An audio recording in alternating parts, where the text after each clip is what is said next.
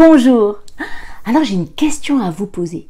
Est-ce que vous ne trouvez pas que Jésus est surprenant? Au fond, avec Jésus, on va de surprise en surprise.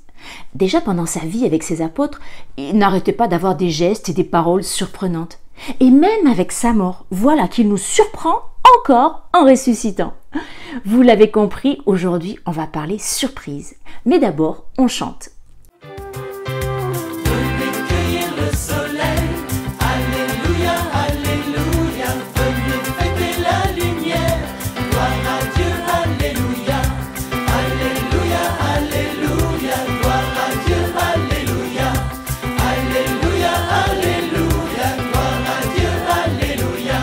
Savez-vous le secret de Jésus ressuscité? La mort n'a pas gagné, la vie a bourgeonné. La mort n'a pas gagné, la vie a bourgeonné. Venez cueillir le soleil, alléluia, alléluia. Venez fêter la lumière, gloire à Dieu, alléluia. Alléluia, alléluia, gloire à Dieu, alléluia.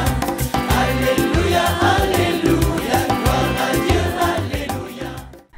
On a vu la dernière fois que Jésus donc est mort, a été mis au tombeau, et le troisième jour, il est ressuscité des morts.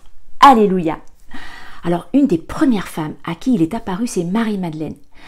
Au départ, elle est profondément triste et malheureuse d'avoir perdu son ami. Et dans sa douleur, elle veut au moins prendre soin du corps de Jésus. Regardons à nouveau comment cela est raconté dans les évangiles.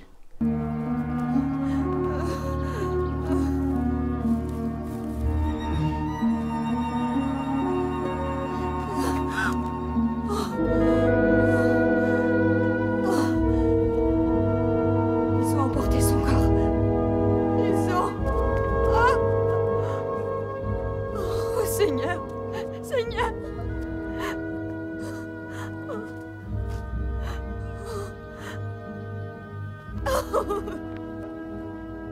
Pourquoi pleures-tu? Ils ont emporté la dépouille de mon Seigneur. Et je ne sais pas où ils l'ont mise à présent.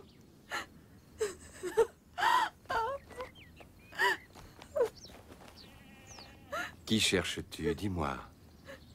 Oh monsieur, si vous êtes le jardinier, dites-moi où ils l'ont emporté, je vous en prie. Marie.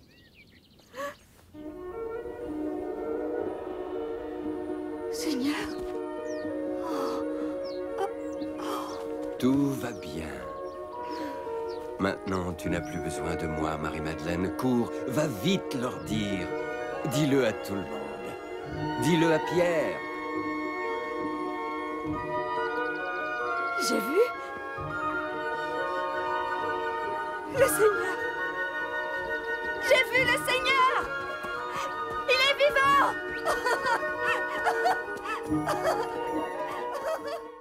Alors évidemment, Marie-Madeleine est tout de suite venue le raconter aux apôtres. Mais ils ont tous pensé qu'elle était devenue folle. Mais comme ils avaient encore très peur d'être arrêtés, ils ne voulaient pas bouger et quitter la maison. Et nous, on a envie de leur dire « Mais oui, allez-y, c'est vrai ce qu'elle vous dit. Elle ne peut pas avoir inventé un truc pareil. Est-ce que tu y serais allé, toi, voir Jésus vivant ?» En tout cas, Pierre est allé voir quand même.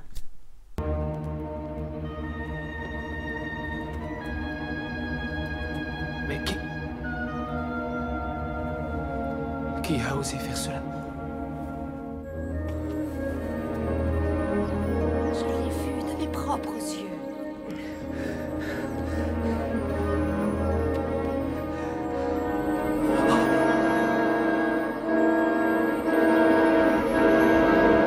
Le Seigneur, il était... Je croyais qu'ils avaient pris sa dépouille. Qui? Les prêtres, les Romains, je ne sais pas. Mais non, il était là, devant mes yeux, à quelques pas de moi. Seigneur? Aussi vrai que je vous vois, il m'ouvrait les bras. Je n'en crois pas un mot, ce n'est pas possible. Thomas, je l'ai vu. Vous êtes tous fous, tous. Tous, ce sont des visions, la folie vous guette. Je m'en vais. Oh, Le Seigneur. non. Nous l'avons vu. Où? Sur la route de Jérusalem, sur la route. Il était là, comme je vous Il a vois. cheminé avec nous. Il était avec nous. Nous ne le savions pas, nous ne l'avions pas reconnu. C'est parce que ce n'était que le fruit de ton imagination. Je t'assure, il était avec nous sur la route. Nous nous rendions à Emmaüs. Oui, chez mon cousin. Par sécurité, les femmes et les enfants étaient partis devant. Nous devions nous retrouver à Emmaüs, nous y cacher quelques jours avant de repartir. Alors que nous marchions, un homme vint à notre rencontre. Bonjour. Ça ne vous gêne pas que je me joigne à vous? Non, pas du tout. Vous aviez l'air d'être en grande conversation. Nous parlions d'une chose bien terrible. Oh, quel genre de chose? Comment ça, quel genre de chose? La mort affreuse de Jésus de Galilée. Que lui est-il arrivé? Tu ne le sais pas? Mais d'où viens-tu? Nous croyons tous que c'était un grand prophète. Et peut-être plus. Nous croyions que c'était l'élu. Celui qui sauverait Israël. Le Messie? Comment le Messie peut-il mourir comme un vulgaire criminel? Ah, un cœur sans intelligence, que les hommes sont naïfs. Ouvrez donc les yeux. Vous parlez de prophètes, n'avez-vous jamais lu leurs prophéties? Vous parlez du Messie, ne comprenez-vous pas que le Christ devait endurer cela, qu'il devait mourir? Ne comprenez-vous pas les Écritures? Il a passé les prophètes en revue. En commençant par Moïse jusqu'au dernier. Il nous a tout expliqué, toutes les Écritures. Je t'en prie, entre et dîne avec nous. C'est-à-dire que... Entre, voyons. Il est trop tard pour continuer ta route, s'il te plaît. Eh bien, si vous n'y voyez pas d'inconvénient, je vais rester avec vous. Autant que tu voudras. Je t'en prie. Même à ce moment-là, nous ne l'avions pas reconnu. Qui est-ce, mère? Un homme dont ils ont fait la connaissance sur la route. Mais comment s'appelle-t-il? En tant que notre invité, veux-tu... Veux-tu bénir notre modeste repas? Je vais bientôt devoir reprendre la route. Oui, nous comprenons, mais... Oh, mais c'est... Mère, tu ne l'as pas reconnu? Béni sois-tu, ô Seigneur, notre Dieu, toi qui nous apportes notre pain quotidien. Et il avait disparu. Il s'était volatilisé. Disparu? Il était parti. Béni soit le roi d'Israël. Il n'y avait plus personne. Il n'y avait plus personne.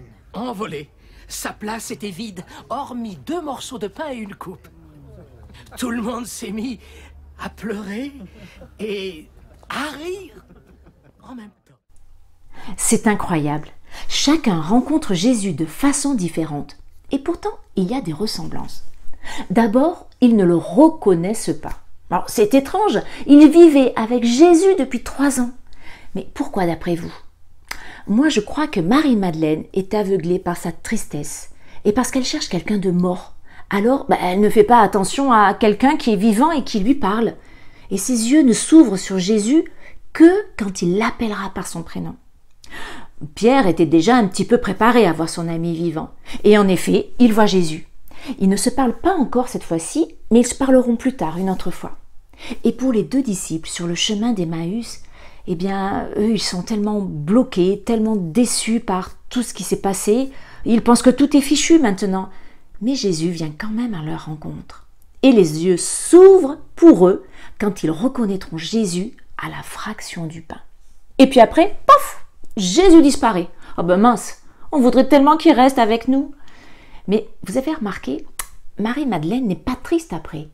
Elle a vu Jésus et cela lui suffit. Et elle court prévenir les autres comme Jésus le lui a demandé. Et Pierre, eh bien c'est pareil. Il a vu et il repart le dire aux autres. Et pour les 2 disciples, eh bien même depuis le village d'Emmaüs, à quelques kilomètres de Jérusalem, eh bien ils laissent tout en plan et ils repartent à Jérusalem le dire aux autres. Mais ils sont à fond. Et quand ils ont tous vu Jésus, en fait ils ont compris que désormais, même sans sa présence, même sans le voir tout le temps, même sans le toucher, eh bien on sait que Jésus est avec nous. C'est notre Seigneur, notre ami, notre Dieu pour toujours, et cela on peut en être sûr. Alors peut-être que vous vous dites, ouais, la chance qu'ils ont d'avoir vraiment vu Jésus, de l'avoir entendu direct avec les oreilles. Moi j'aimerais beaucoup voir Jésus et qu'il me parle. Oui, mais parfois, ce qui est important, on ne le voit pas avec nos yeux. C'est comme le soleil, on ne le voit pas la nuit, mais pourtant il existe et on le voit le lendemain matin. Le vent, par exemple, c'est pareil. On le sent, on ne le voit pas et des fois on peut même l'entendre. Par exemple, le microbe, on ne le voit pas avec nos yeux, mais on sait qu'il est là parce que les personnes sont malades. Oui, par exemple avec les copains, je ne peux pas les voir parce que c'est le confinement, mais dès qu'il sera fini, je les retrouverai et je pourrai jouer avec eux. Par exemple, l'air, on ne la voit pas avec nos yeux, mais on sait qu'il est là parce que grâce à lui, on respire et on vit. Adios amigos! Bonjour les catéchisiens. Comme vous voyez, aujourd'hui je vais mettre le sucre dans l'eau.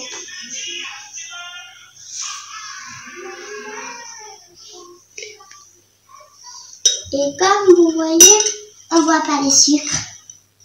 Pourquoi on voit pas le sucre? Parce que le sucre il est invisible. Et dans l'eau, le sucre il est toujours invisible parce que de l'eau il reste toujours clair. Comme Jésus. Jésus, il est plus là, il est invisible, mais il est toujours là, il est dans notre cœur, il est autour de nous. Bye, au revoir. Maman, est-ce que Jésus est vraiment ressuscité? Oui, il est vraiment ressuscité. Alors, pourquoi je ne le vois pas? Ben, tu ne le vois pas parce qu'il ne se voit pas avec les yeux du corps. Quoique, moi je le vois quand même. Je le vois quand il y a de la joie dans les personnes, une grande joie, surtout, je pense surtout aux personnes qui ont donné leur vie à Jésus. Et quand je les vois tellement heureuses et tellement joyeuses, ben je me dis que Jésus est vraiment ressuscité. Et puis, il y a une deuxième chose aussi qui me fait penser, qui me fait croire que Jésus est ressuscité, c'est quand je lis la parole et que ça donne en moi une joie très profonde, comme si ça rejoint une vérité. Tu le comprends ça? Oui. C'est comme si ça brûlait dans mon cœur et cette parole-là, je me dis, elle est vraiment vraie. Alors du coup, ben, je peux croire que les disciples, quand ils ont dit que Jésus était ressuscité, ils avaient raison. Ils ont bien fait un bon témoignage. Oui, rappelle-toi que Jésus s'est montré à ses amis. Accueille Jésus comme un ami et il te fera comprendre qu'il est là. Jésus s'est fait reconnaître à Marie-Madeleine et à Pierre parce qu'ils cherchaient. Alors cherche et Jésus te trouvera. Et même si tu cherches dans la mauvaise direction, comme les disciples qui vont vers Emmaüs, eh bien Jésus se laissera trouver par toi sur ta route. Et à un moment, c'est sûr, tu le reconnaîtras. Tu as du mal à le croire? Eh bien Thomas aussi avait beaucoup de mal à le croire. Il avait écouté tous ceux qui lui disaient que Jésus était vivant, mais lui, il n'avait toujours pas vu Jésus. Alors il était peut-être bloqué car il pensait que c'était vraiment trop impossible. Il devait se poser plein de questions. Mais Jésus ne l'a pas abandonné dans ses questions. Regarde. Bon, j'en ai assez. Je suis navré, mais... Oh, Thomas! À moins que je ne le voie ici même, là, devant moi, comme avant, ne comptez pas sur ma crédulité. Et si je ne vois pas la marque des clous, si je ne mets pas mon doigt dans ces plaies, je n'en croirai toujours pas un mot. Thomas. Quoi? Thomas. Inutile d'insister, rien ni personne ne me convaincra. Personne. Oh. Rien ni personne. Oh, oh. Qu'attends-tu? Mets ton doigt dans mes blessures. Touche mes stigmates. Thomas, ne sois plus un incrédule, mais un croyant. Oh, mon Seigneur et mon Dieu. Oui. Parce que tu vois, tu crois, Thomas. Heureux ceux qui n'ont pas vu et qui ont cru. Et bien sûr que toutes ces rencontres sont importantes et ont du sens, même pour la messe.